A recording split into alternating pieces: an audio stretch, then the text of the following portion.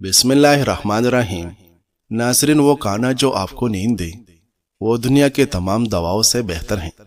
اگر کوئی آپ کو تکلیف دے تو آپ کوئی بدلہ ہرگز نہ لو، بلکہ خود کو سنبھالو، آگے بڑھو اور ان سے بہتر بنو جنہوں نے تمہیں تکلیف دی تھی۔ اس دنیا میں اگر کوئی آپ کی بہترین دوست ہے تو وہ آپ کی صحت ہے۔ اگر ایک بار صحت ساتھ چھوڑ دے تو آپ ہر کسی کے لیے بوجھ بن جاؤ گی۔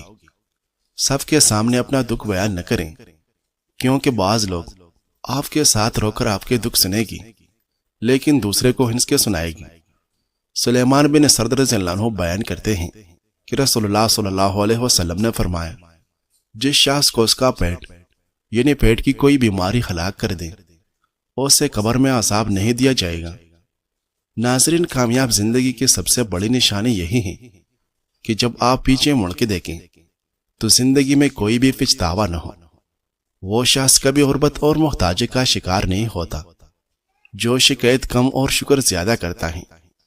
کوئی دوسرا شخص تمہیں تمہارے اپنی ذات سے زیادہ خوشی نہیں دے سکتا، اس لیے خود پر اعتماد ہی تمہاری زندگی میں خوشی کا سب سے بڑا ذریعہ ہے۔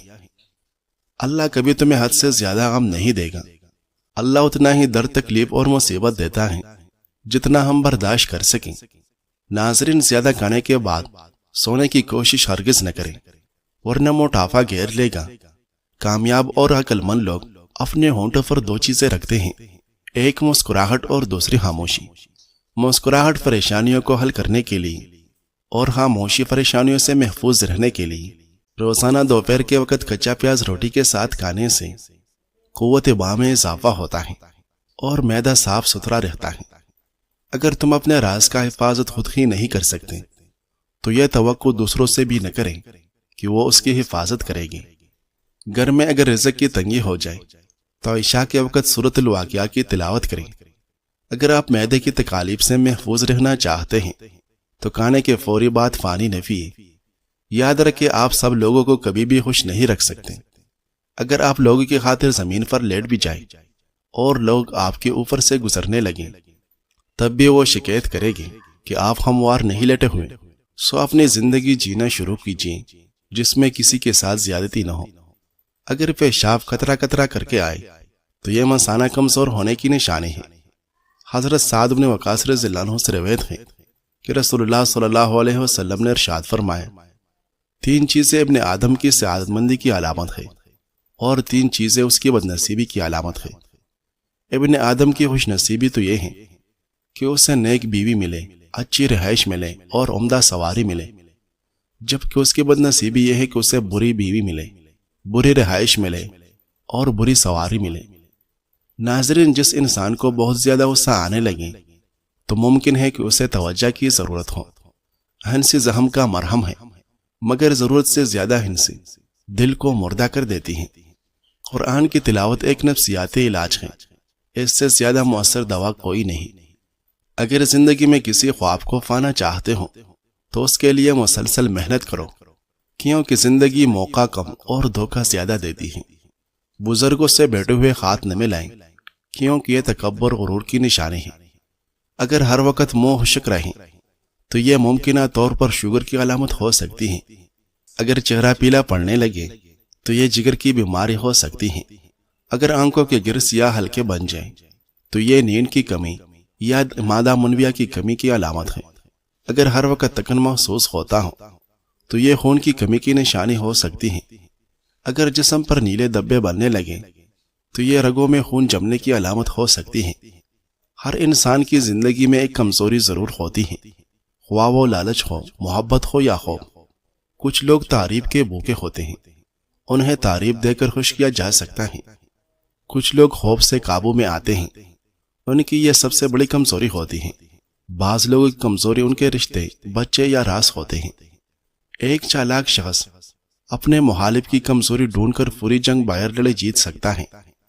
اس دنیا کا قانون یہی ہے کہ صرف طاقتور بننا کافی نہیں، بلکہ ذہین اور ہوشیار بنو۔ بعض اوقات اپنی کمزوری چھپانا سب سے بڑی طاقت ہوتی ہے۔ ناظرین، کلونجی کے بیج کینسر جیسی مضر بیماریوں سے نجات دلاتی ہیں۔ روزانہ 1 چمچ کریلے کا رس نہار منہ پیئے، یہ شوگر کو کم کر دیتا ہے۔ جس انسان کی پلکیں لمبی ہوگی وہ ذہین ترین ہوگا۔ کھانے کے فوری بعد سو جانے سے کولیسٹرول لیول بڑھ جاتا ہے۔ اگر چہرے کو خوبصورت اور چمکدار بنانا چاہتے ہو تو روزانہ صبح کے وقت چہرے پر دہی کا لیپ کرو۔ روزانہ نہار منہ 2 دانے کھجور آدھا چمچ شہد کے ساتھ پانی میں ابال کر پی لو۔ چربی پگھلے گی اور پیٹ تیزی سے کم ہوگا۔ آنکھوں کے گر کالے ہلکے دور کرنے کے لیے ناریل کا تیل رات کو لگائیں۔ آنکھوں کی روشنی بڑھانے کے لیے سیب کا رس روزانہ پئیں۔ پاؤں کی بدبو دور کرنے کے لیے نیم گرم پانی میں بیکنگ سوڈا ڈال کر پاؤں بھگوئیں۔ چھوٹے بچوں کی نظر بد کے لیے معوذتین یعنی سورۃ الفلق اور سورۃ الناس 3 بار پڑھ کر دم کریں۔ زیادہ پانی کے استعمال سے گردے صاف ہوگی اور چہرہ جوان نظر آئے گا۔ ناظرین، کیرے کا استعمال مثانے کے مسائل کو دور کرنے میں معاون ہے۔ پینے کے لیے ہمیشہ نیم گرم پانی استعمال کرو، ہارٹ اٹیک نہیں ہوگا۔ غصہ میں کیا جانے والا فیصلہ ہمیشہ نقصان دہ ہوتا ہے۔ جب بھی کوئی فیصلہ کرنے لگو تو ٹھنڈے دل و دماغ سے کرو۔ انسانی جسم میں ہڈیوں کا کردار نہایت اہمیت کا حامل ہے۔ ہڈیاں جسم کو بنیادی ڈھانچہ فراہم کرتی ہیں۔ جسمانی نقل و حرکت کے لیے ہڈیاں اہم کردار ادا کرتی ہیں، لیکن ہڈیوں کی مضبوطی کو لے کر اکثر لوگ تشویش کا شکار رہتے ہیں، کیونکہ ہڈیوں کو مضبوط رکھنے کے لیے جسم میں کیلشیم کی متوازن مقدار کا ہونا بہت ضروری ہے۔ لہٰذا اس کی کمی سے ہڈیوں کے درد سے لے کر امراض قلب تک پیدا ہو سکتے ہیں۔ یوں تو اکثر دیکھا گیا ہے کہ خواتین میں کیلشیم کی کمی پائی جاتی ہے، جس کی وجوہات میں ان کے روزمرہ معمولات کے ساتھ ان کی خوراک کا بھی ہاتھ ہوتا ہے، اور جیسے جیسے عمر بڑھتی ہے یہ کیلشیم کی کمی کا خطرہ بڑھنے لگتا ہے۔ کیلشیم کیا ہے اور یہ کیا کرتا ہے؟ کیلشیم جسم میں سب سے اہم اور عام معدنیات میں سے ایک ہے۔ جسم کا زیادہ تر کیلشیم ہڈیوں میں محفوظ ہے، لیکن کیلشیم خون میں بھی ضروری ہے۔ خون میں موجود کیلشیم اعصاب کو کام کرنے میں مدد کرتا ہے، پٹوں کو ایک ساتھ جوڑنے میں مدد کرتا ہے تاکہ حرکت کر سکے۔ اگر خون بہہ رہا ہو تو خون کے جمنے میں مدد کرتا ہے اور دل کو صحیح طریقے سے کام کرنے میں معاونت دیتا ہے۔ اپنی ہڈیوں کو مضبوط بنانے کے لیے ان میں کیلشیم کی بھی ضرورت ہے۔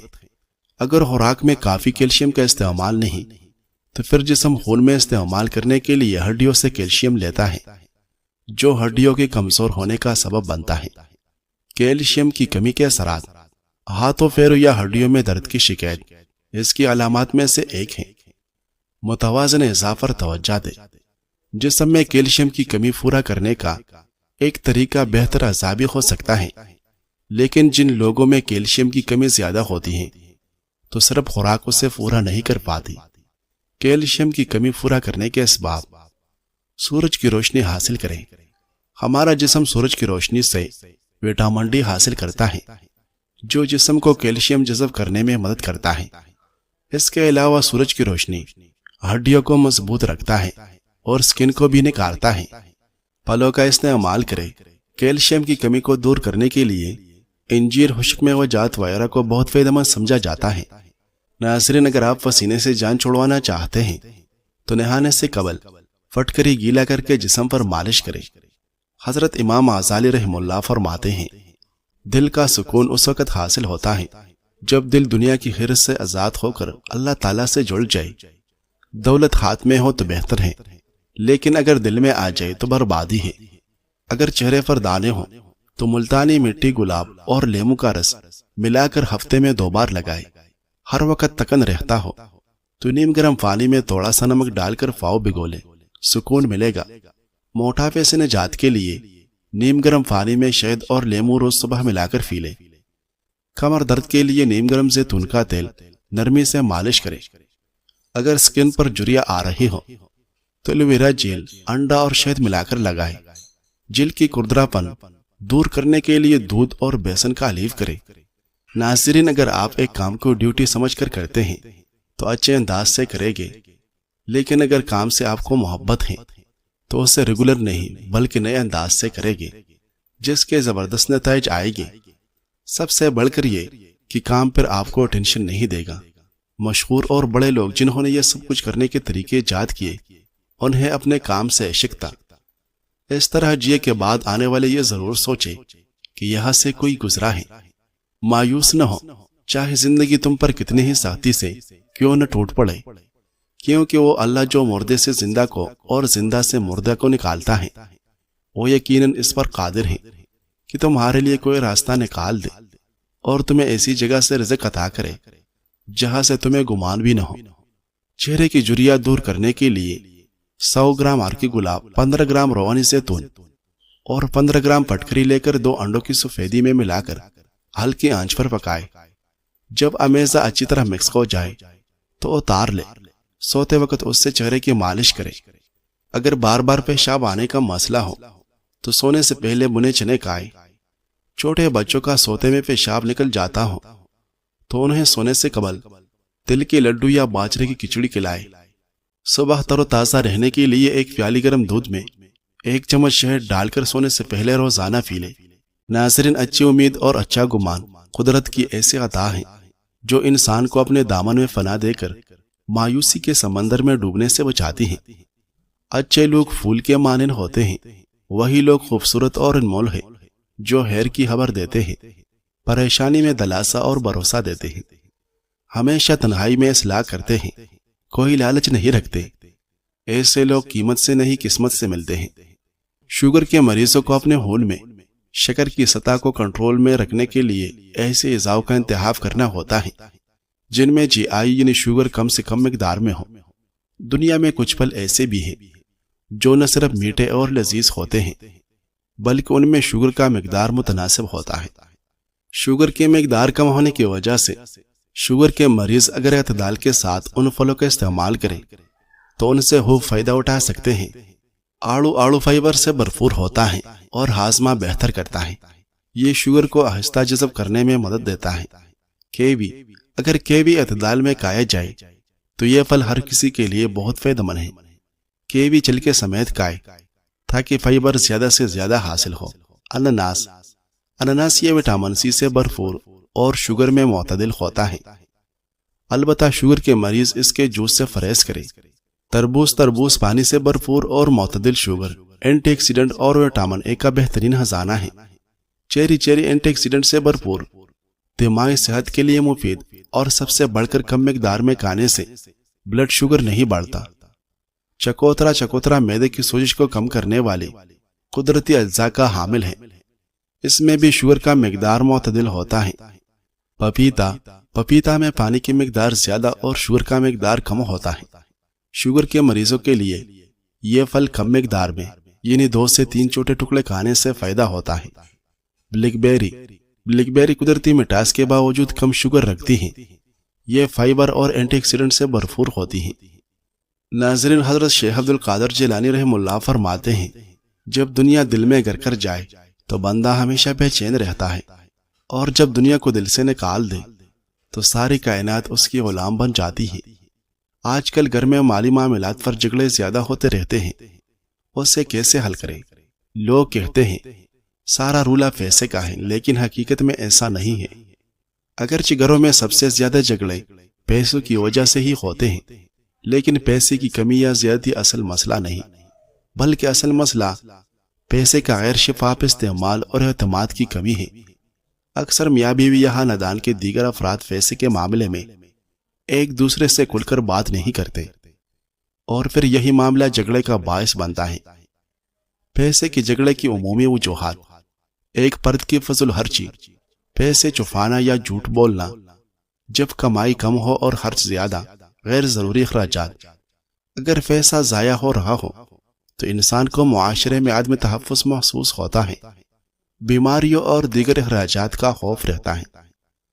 بعض اوقات پیسہ خود جھگڑے کی اصل وجہ نہیں ہوتا، بلکہ عدم اعتماد اور انا پیسہ کو مسئلہ بنا دیتی ہے۔ پیسے کے جھگڑے ختم کرنے کا عملی طریقہ: میرا پیسہ نہیں، ہمارا پیسہ والا یہ والی سوچ اپنانی ہے۔ ذاتی جیب خرچ بھی رکھے۔ ہر فرد کو اپنی چھوٹی ضروریات کے لیے تھوڑا پیسہ دینی چاہیے۔ اس پر کوئی روک ٹوک نہ ہو تاکہ بے اعتمادی نہ ہو۔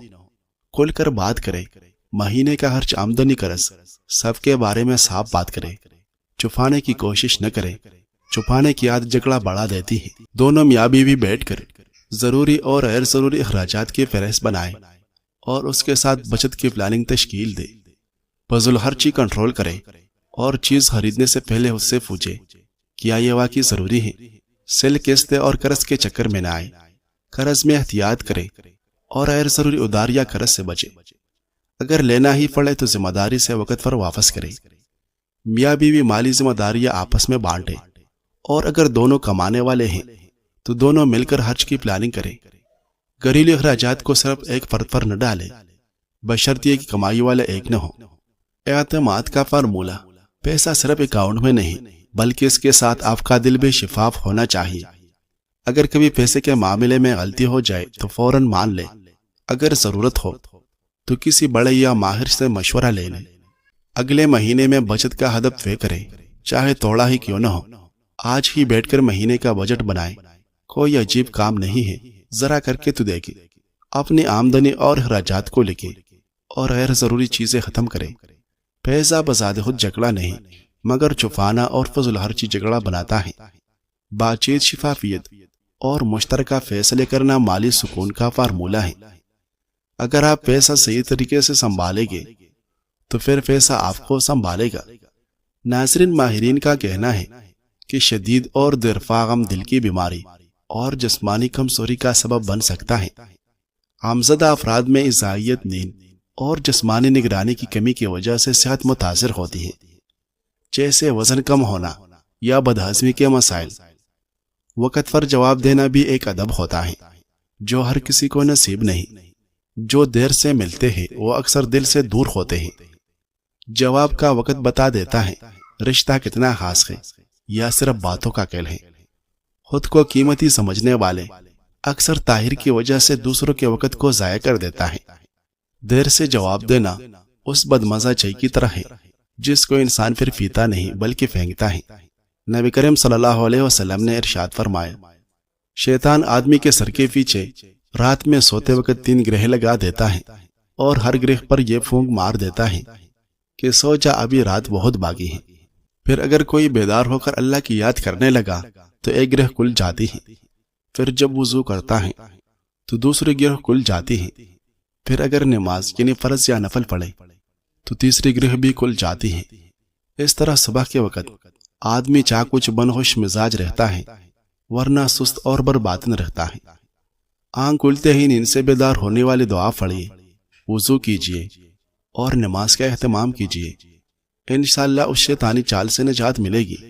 ناظرین، انسان کی تخلیق کے ساتھ ہی اس میں دل نامی ایک لوتڑا بھی پیدا کر دیا گیا جس میں محبت، نفرت، غصہ اور ہمدردی جیسے دیگر احساسات جنم لیتے ہیں۔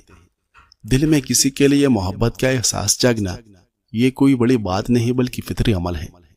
لیکن مسئلہ تب پیدا ہوتا ہے جب ہمارے دلوں میں مخلوق کی محبت خالق سے بڑھ کر ہو جاتی ہے۔